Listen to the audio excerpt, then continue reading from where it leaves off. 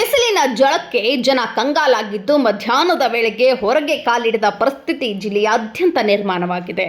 ಈ ಮಧ್ಯೆ ಜಲಮೂಲಗಳು ಬತ್ತಿ ಹೋಗ್ತಿವೆ. ಇಂತಹ ಬಿಸಿಲಿನ ಪರಿಸ್ಥಿತಿಯ ಮಧ್ಯೆ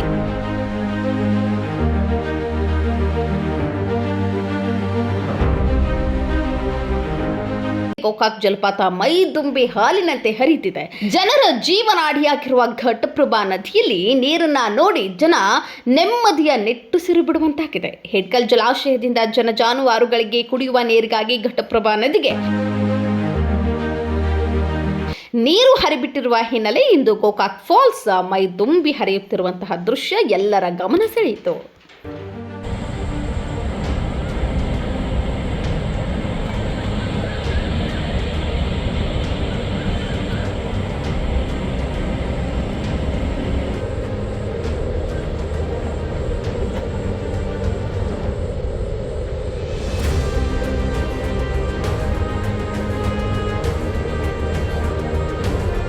ಹೆಚ್ಚಿನ ಸುದ್ದಿಗಳಿಗಾಗಿ ನೋಡ್ತಾ ಇರಿ ಕನ್ನಡ 9 ನ್ಯೂಸ್.